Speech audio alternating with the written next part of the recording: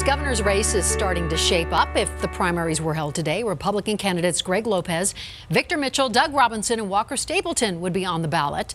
And on the Democratic side, Mike Johnston, Kerry Kennedy, Donna Lynn, and Jared Polis have all earned spots on the ballot. Colorado's primary is Tuesday, June 26th, less than 2 months away. And I'm joined today by two men who will be watching that race closely. Democratic political strategist Steve Welchert and reporter Blair Miller of thedenverchannel.com. And gentlemen, thanks for being here. I know we have some pretty strong candidates on both sides here, none of them with much name recognition. So is this anybody's race? We have a full slate of 8. We have one more. We'd have a baseball team. So, you know, it's a pretty good crowd. Name ID can be bought and will be bought in the next couple of months as people see more and more TV ads coming on the air. Yeah, and I think that, we've seen some people sort of rise to the top already a little bit of this, 40, 45, 50% of voters who maybe think they know who they're going to go with. But, we're looking at Kerry Kennedy and Jared Polis so far, Walker Stapleton. Right. But it's still, I think, anybody's game. But who rises to the top? Is that dependent upon deep pockets here? Well, so the caucus convention process we just went through focused on about 20,000 voters in each party. It's now going to shift to 400,000 voters. And there are only 2 Democrats today that can talk to 400,000 people. It's Polis and Johnston. On the Republican side, it's Walker Stapleton and Victor Mitchell, who's already been on the air. It's unclear whether the other 2 folks will be on the air or not, Robinson and Lopez. But I suspect they'll all going to try, but 2 or 3 of them have a head start.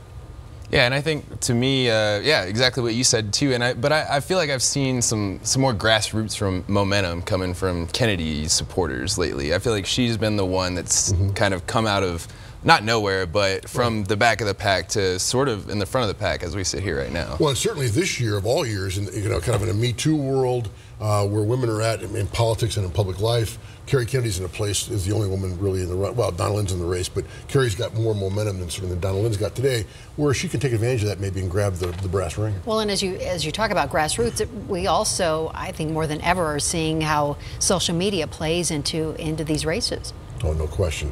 I think, again, today on the Democratic side, Polis and Johnston probably have the better social media campaigns. But again, Kerry's got the grassroots team fired up, so Blair's got a point there. On the Republican side, I think they're trying to figure that out a little bit and see how it's going to play out. Yeah, we haven't seen as much from the Republican side, I think, as focusing on this certain type of media advertising as we have from the Democrats. I think maybe that's sort of because they're going for 2 different age groups here of voters. But I think that's going to be an interesting thing that we'll watch over the next couple of months. And so is there an issue that you think, I mean, hearing what we're hearing in Colorado right now, is there an issue that's really going to be the deciding issue? Boy, I think it'll be an issue today and it'll be an issue in November. I think Donald Trump is going to be a campaign issue for everybody in both parties.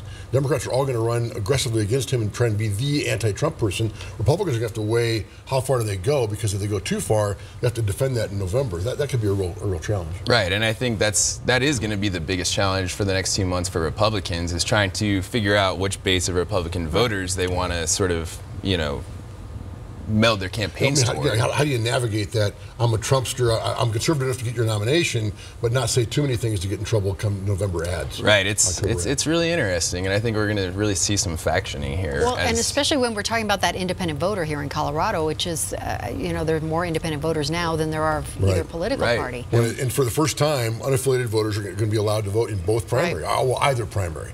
And the Secretary of State's spending an awful lot of time and energy and money marketing that idea to unaffiliated voters, and you can now request a ballot. And I understand that as of today, it's roughly 50,000 people have requested Democratic ballots, about 30,000 for Republican ballots of the unaffiliated. So that's kind of a precursor for things to come as well, perhaps. Well, that was one thing I saw last week too, noticing just like the 58% who had already said, I'm choosing Democrats. We're 2 months out now, and there's people of the unaffiliated party that are already just backing away from the GOP. So within this gubernatorial race, we also saw a lot of back and forth about the signature gathering process. Is that going to hurt anybody? Do you think really that voters care about that signature fiasco?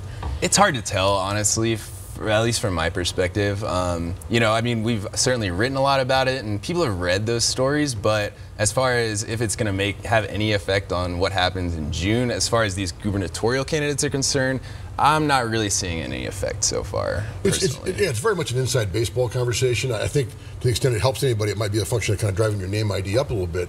For example, I've done some work consulting for Brad Levine, who's running for Attorney General, and he's going to be in the news all next week, again, challenging both statutory and constitutional grounds the process. So to the extent you kind of think about that a little bit, it makes some sense. The last time we had a situation like that was Mary Estelle Buchanan way back in the day, when she had to fight her way onto the ballot on the Republican side, became the nominee as a result to take on Gary Hart, and all because she got more name ID going through the court challenge. So what do you think, for example, will happen with Doug Lamborn? He has his own situation right now. It's going to be interesting if it's really a last-ditch Hail Mary by going to federal court for that. And we're going to see Monday, we've got his opponents in that district race, the primary opponents, challenging him in court. So, whatever the judge decides, I think that primary is still going to be hot either way. And if Lamborn's off, then all bets are off. If Lamborn's off, all bets are off is right.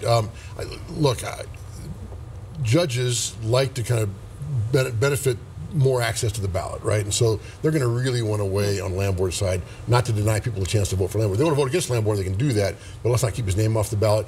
I talked to a couple of lawyers who were involved in that case this last week, and they actually think Lamborn might prevail. Well, we'll be watching that certainly on Monday to see what happens in that hearing. Steve Walter, Blair Miller, thank you both. And that was just the governor's race. There's so many interesting races out there to talk about. We'll be talking about them for the months and weeks to come.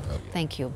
All right, if you have a question or a segment idea, tweet us at Denver 7 Politics. And don't forget, you can watch today's segments anytime at thedenverchannel.com/Politics Unplugged. Thank you so much for joining us. We will see you back here next Sunday for another edition of Politics Unplugged.